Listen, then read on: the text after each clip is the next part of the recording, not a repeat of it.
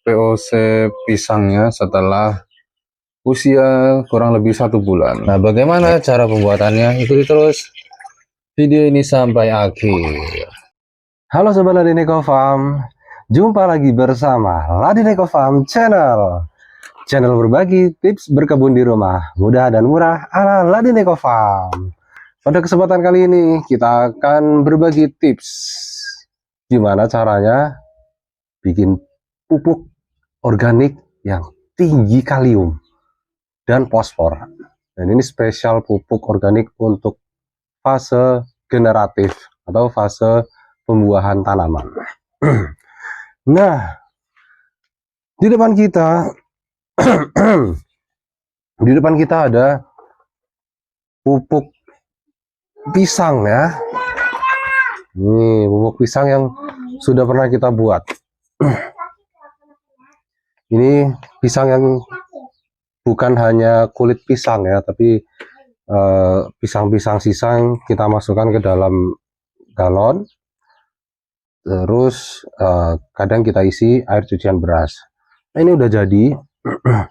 Nah, cuma kita sedikit evaluasi nih.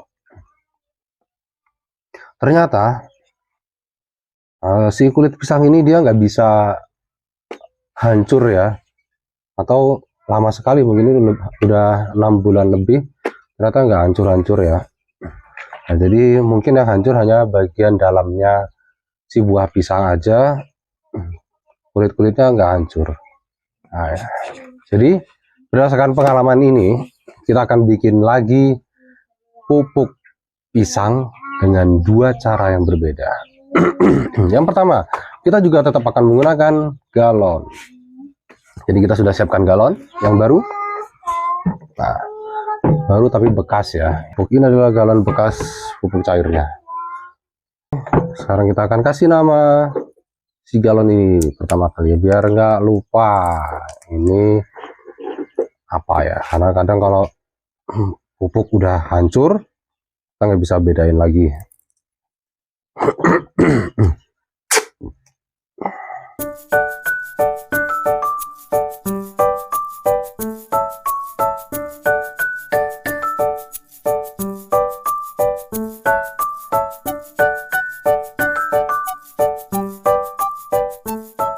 Alat yang pertama, atau wadah yang pertama. Wadah yang kedua adalah ini ya. Ini adalah ember bekas cat yang kita tumpuk. Yang bawah untuk nampung air, yang atas untuk nampung seratnya. Isinya apa aja kita lihat. Wow, ini adalah pisang-pisang yang kita busukkan atau kita kompos menggunakan maggot. Nah, itu ya 2 wadah yang kita gunakan. Yang pertama adalah galon, yang kedua ember. Nah, bahannya apa aja? Ini dia bahannya. Nah, tadi pagi kita sudah bergerilya ya. Nah, kita sudah mendapatkan pisang-pisang busuk yang sudah tidak layak makan. Yang ini dibuang sama tukang penjual buah pisang ya. Jadi kita berusaha untuk menggunakan bahan-bahan yang ada, yang mudah didapatkan. Nah, kebetulan kita di Kota Malang gampang ya dapat pisang-pisang yang sudah tidak layak konsumsi ini. Dan kebetulan pisang ini kandungannya tinggi sekali akan fosfor dan kalium. Dan tentunya ada mineral-mineral lainnya. Seperti apa cara pembuatannya? Nah, ikuti terus video ini sampai akhir. Oke, selanjutnya kita akan eksekusi. Langsung kita buka saja. Nah, cara yang pertama adalah ini si buah pisang. Langsung kita hajar ke sini saja. Nah, isinya kita bakal pisah ya. Nah, isinya ini kita masukkan ke dalam, sedangkan kulitnya kita hajar, masukkan ke sini. Nah, itu yang bakal kita lakukan ya untuk pembuatan pupuk berbahan pisang kali ini. Jadi kita ada pengalaman, ternyata kulit pisang itu susah untuk terdekomposisi menggunakan apa ya, bantuan hanya mikroorganisme. Jadi kalau di galon gini ya hanya menggunakan mikroorganisme saja berupa jamur maupun bakteri bersel satu ya semuanya. Jadi dia sebenarnya lambat sekali untuk bisa menghancurkan si kulit pisang. Jadi kulit pisangnya kita masukkan ke composting menggunakan bantuan maggot. Nah, pisangnya agak kita remet dikit.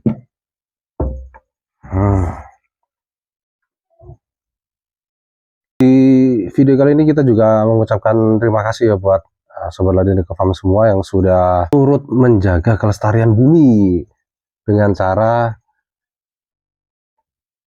kita memilah sampah ya. Sudah memilah sampah organiknya dipisahkan dengan sampah-sampah anorganik. Nah, salah satunya plastik ya. Kalau di rumah tangga tuh mungkin paling banyak sampahnya itu organik, berupa sisa-sisa makanan, sisa buah, kulit buah gitu ya, kulitnya bawang kayak gitu, terus sisa-sisa nasi, sisa sayur, terus ada sampah plastik. Biasanya kalau bungkus makanannya pakai plastik kebanyakan kayak gitu ya. Di keluarga kita juga seperti itu. Nah, cuma kita alhamdulillah berusaha untuk pilah-pilah sampah itu ya. Untuk sampah organiknya pasti kita yang buah-buahan kita bikin kompos nih, bikin kompos terus biar jadi pupuk karena kita juga tanam tanaman. Sebenarnya ini ya, berkebun itu salah satu, berkebun di rumah nih, berkebun di rumah itu jadi salah satu cara kita untuk belajar hidup lebih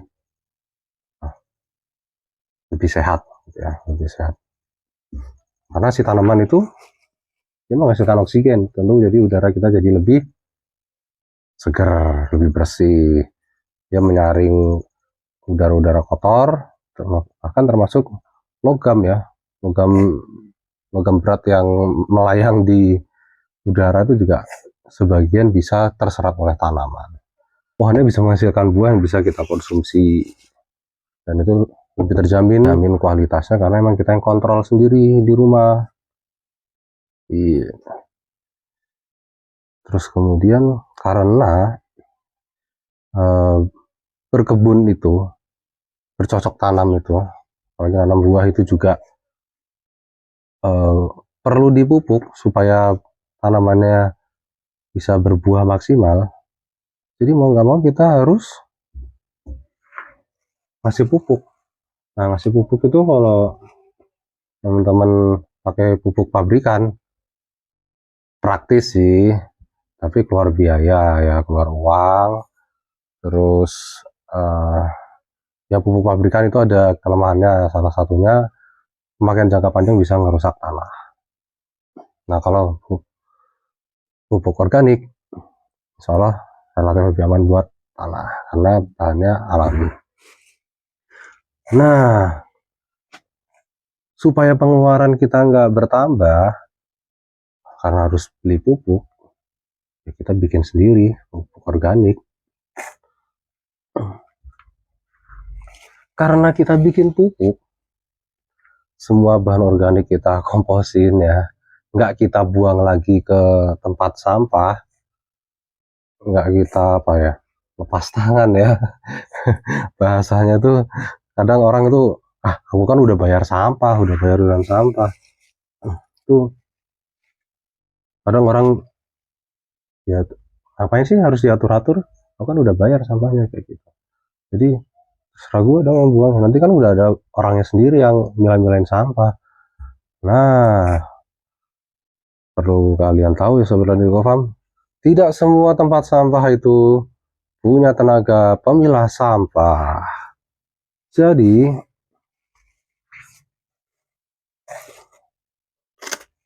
yang benar harusnya kita sendiri yang milah. Seperti yang sudah kita lakukan di rumah ya, kita pasti selalu memilah sampah-sampah organik itu pasti jadi pupuk. Baik itu buah atau sisa makanan nasi, sisa lauk, itu semua jadi pupuk. Dengan perlakuan yang berbeda-beda. Contoh, kalau buah-buahan seperti sekarang ini ya, itu pasti kita jadikan pupuk air seperti ini, atau kita jadikan pupuk padat.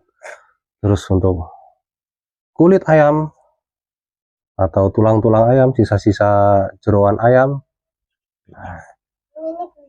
itu pasti kita jadikan ini asam amino ya. Asam amino ini bagus banget buat pengisian buah ya. Seperti apa pembuatannya sudah kita share ya di video sebelumnya ya. Nah, terus yang berikutnya kita juga sisa nasi, terus tulang ikan, nah, itu juga kita bikin pupuk pakai perantara ayam. Si ayam petelur ya, kita juga pelihara ayam petelur. Teman-teman yang sudah ikuti terus sudah ikut Ladiniko Farm pasti sudah tahu kita juga punya ayam petelur. Kita produksi ayam, bukan produksi ayam.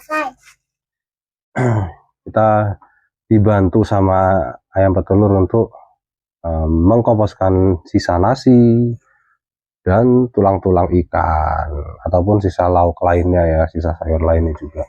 Bahkan buah-buah yang mungkin masih layak makan itu juga kita kasihkan ke ayam ya.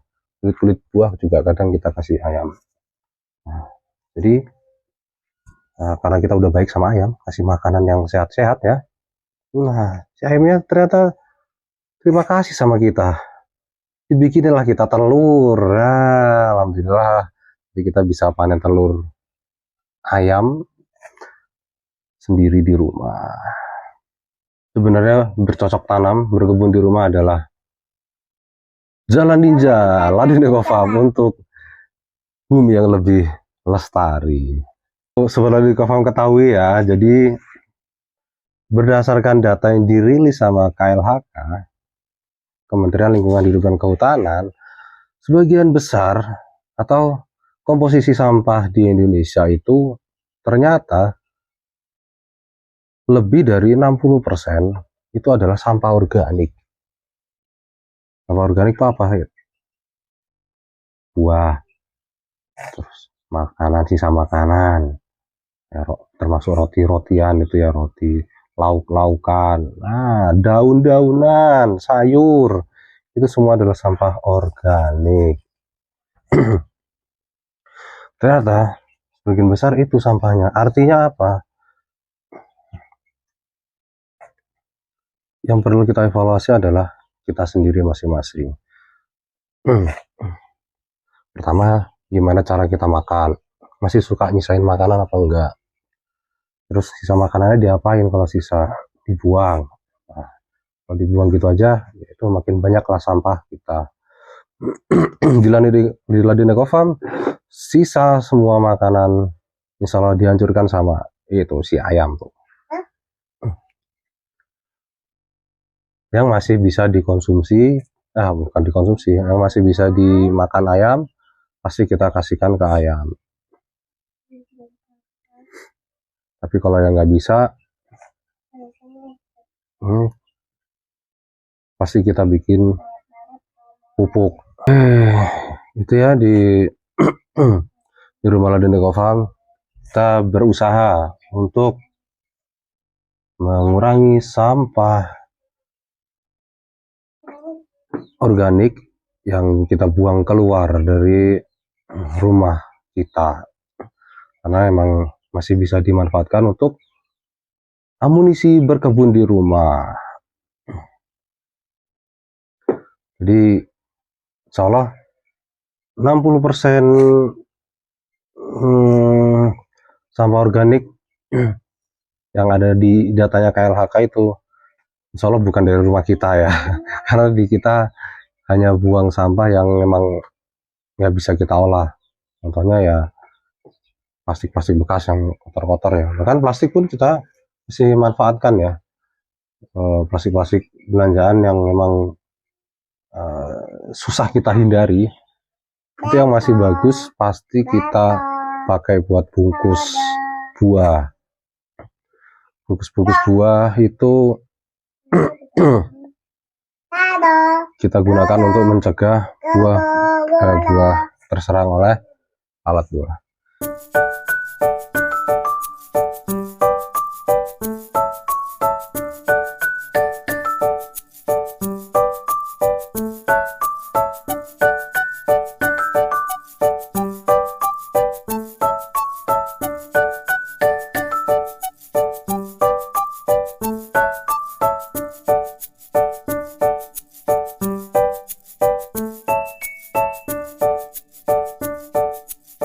Kita Ladiniko Farm, rumah Ladiniko Farm ini insya Allah nggak menyumbang sampah-sampah organik yang datanya 60% itu ya dari sampah seluruhan ya, keseluruhan.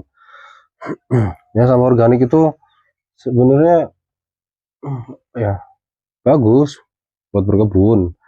Nah, akan jadi berbahaya ketika sampah organik itu campur sama sampah-sampah yang lainnya.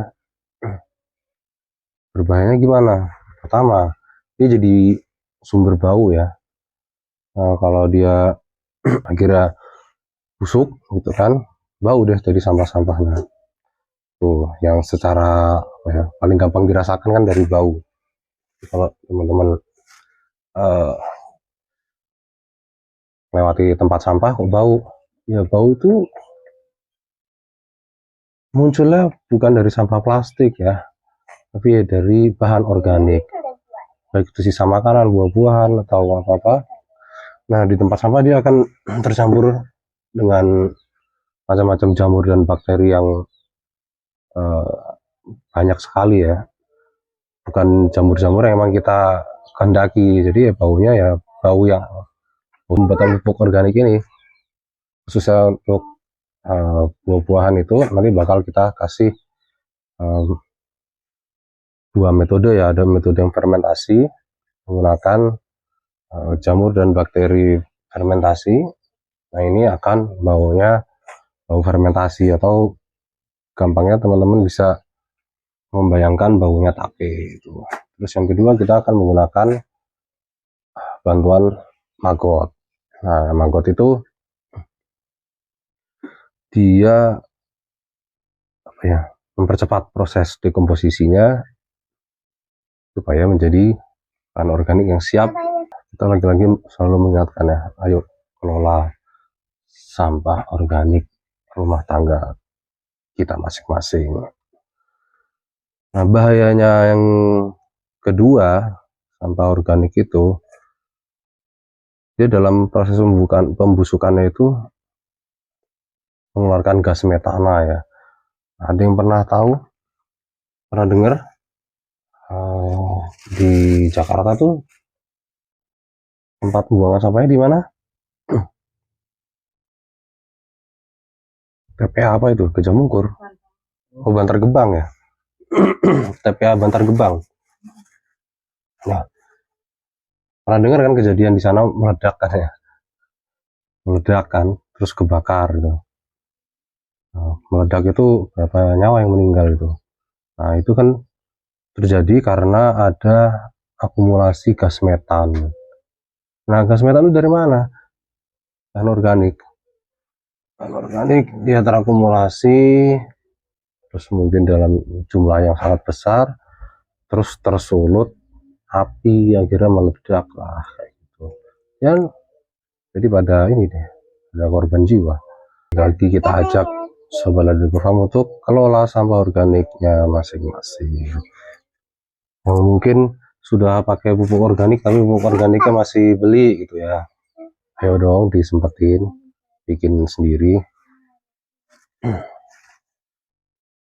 Itu jauh lebih ramah lingkungan ya kalau begitu cara berkebun kita gitu. Kenapa kok kita saranin bikin sendiri? Karena nggak setiap lingkungan rumah itu ada tim pengelola sampahnya. Nah, mungkin bisa dicontohkan di Ladang Eco Farm, lingkungan rumahnya juga nggak ada pengelola sampahnya, nggak ada yang milah-milah sampahnya. Nah, mungkin di lingkungan rumah Sobat Ladang Eco Farm ada yang kayak gitu juga. Nah, itu mungkin bisa jadi apa ya, perhatian buat kita ya, kalau emang nggak ada yang milah-milah sampah. Nah, itu bisa dikelola sendiri. Kita akan pakai air ya, air bekasnya ini ya. Nah, ini air yang sudah terdekomposisi ini, itu dia mengandung, selain mengandung larutan pupuknya ya, itu juga mengandung bakteri maupun jamur yang sudah ada di dalam POC ini. Ini sebenarnya pupuk ya, tapi kita gunakan sebagai starter untuk starter. Nah, ini cukup kalau teman-teman punya pupuk POC, itu bisa digunakan sebagai starter ya, nggak perlu repot-repot beli bakteri starter. Nah, Ada mau yang itu mah.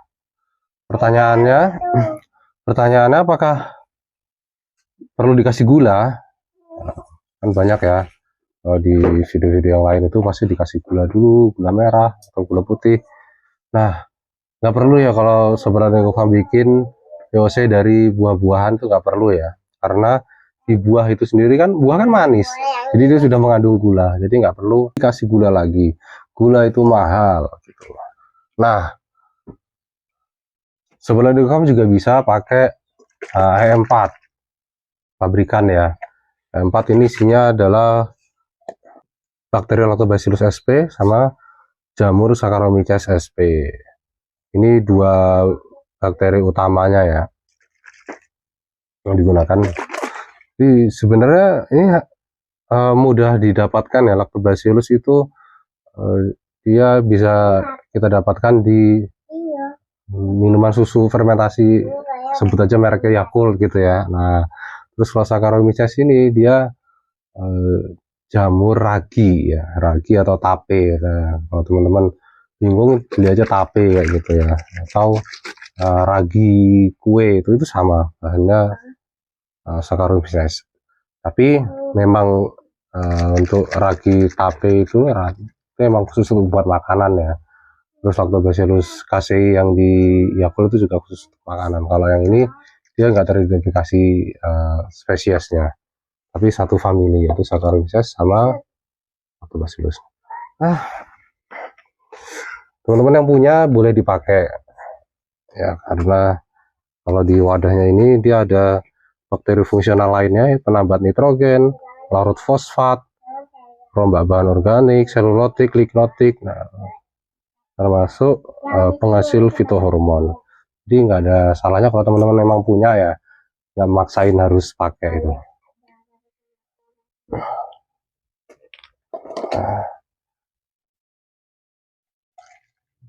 Nah, kita pakai segini aja, terus kita tambahkan air. Pakai gula nggak perlu, langsung masukkan aja.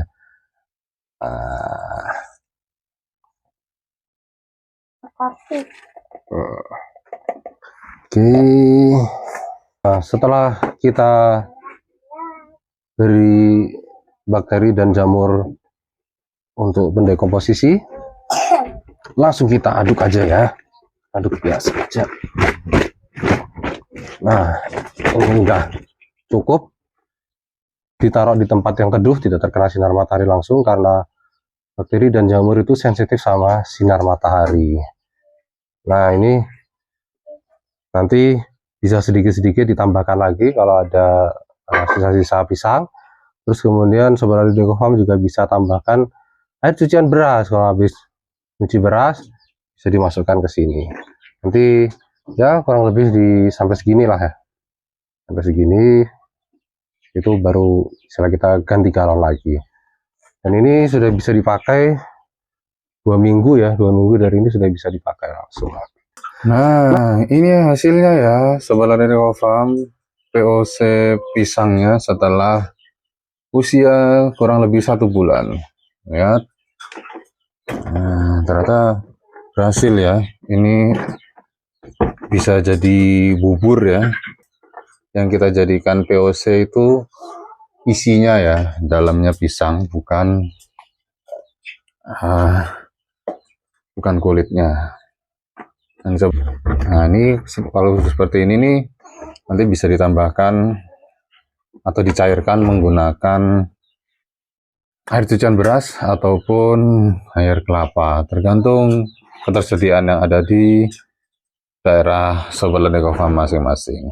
Nah, terus kemudian kita lihat yang kulit pisangnya, yang kita bantu dekomposisinya pakai maggot. Nah, berkurang ya, udah berkurang ya, masih ada sekitar 3/4 ya, 3/4-nya. Nah, maggotnya mana? Ini sudah kehitaman seperti ini ya. Maggot-maggotnya ini nih. Ini maggot yang sudah fase pupa, yang sudah dewasa, sebentar lagi jadi ini juga. Sebentar lagi jadi maggot dewasa. Dan ini kalau kita dengar masih ada suara-suara ya. Artinya masih ada maggot yang belum dewasa. Itu ya. Nah, selanjutnya kita lihat airnya. Air lerinya atau kandungan airnya ya. Wow.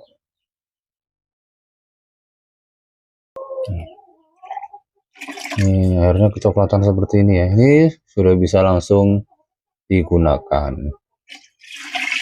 Nah, demikian ya video pembuatan POC pisang yang tinggi akan kalium dan fosfor. Ada dua cara, yaitu menggunakan, diulangi aja, goyang kan. Nah, demikian tadi video pembuatan pupuk organik pembuahan menggunakan bahan baku pisang.